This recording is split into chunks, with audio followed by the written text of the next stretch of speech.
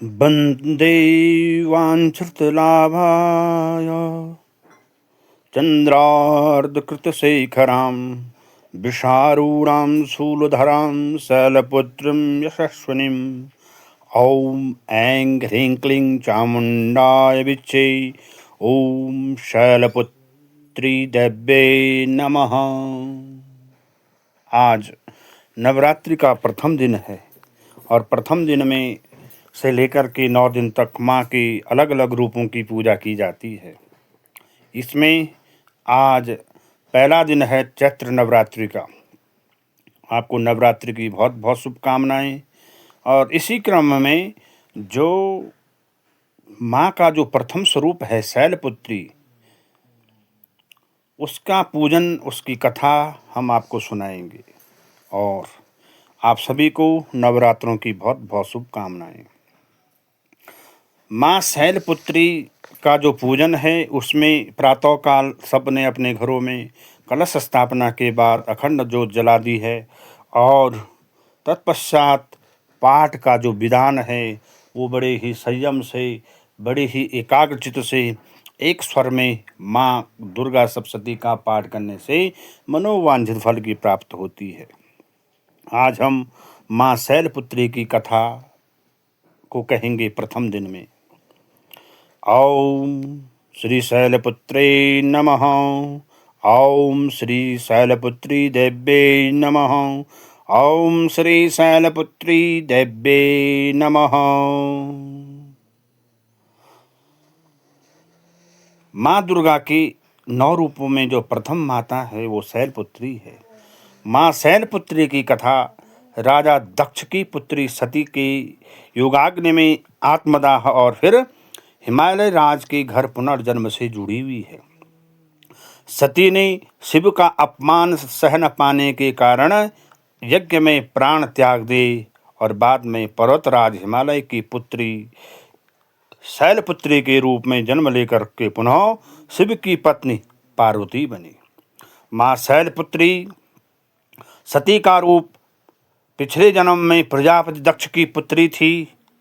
दक्ष का यज्ञ और अपमान, प्रजापति दक्ष ने एक विशाल यज्ञ का आयोजन किया जिसमें सभी देवताओं को बुला दिया, लेकिन भगवान शिव को नहीं बुलाया। सती शिव के मना करने के बावजूद अपने पिता के घर में गई और यज्ञ में शामिल हो गई। यज्ञ में जैसे शामिल हुई तो उसने वहाँ पे देखा कि उसके पिता ने शिव का अपमान किया है, उन्हें कोई सम्मान नहीं दिया है, उनको कोई स्थान नहीं दिया है।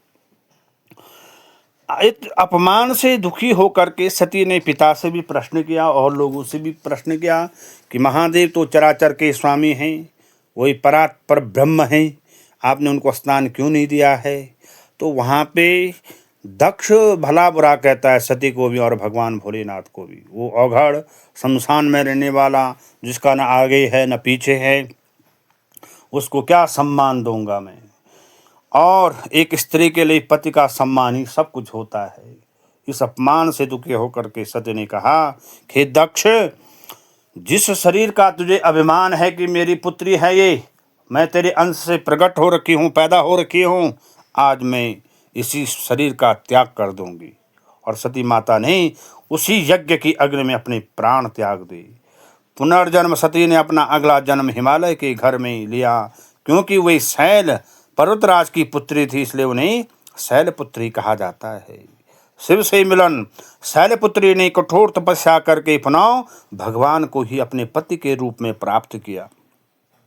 तो ये जो शैलपुत्री की जो कथा है हमें ये बताती है कि जिनके विवाह नहीं होते हैं, जिनके विवाह में विलम्ब हो रहा है, वो अगर भगवान शिव का पूजन, उनका व्रत जप तप करते हैं तो उनको यथाशीघ्र उनके विवाह में जो विलम्ब हो रहा है उस विलम्ब से उनको दूर हो जाता उनका विलम्ब और विवाह शीघ्र हो जाता है।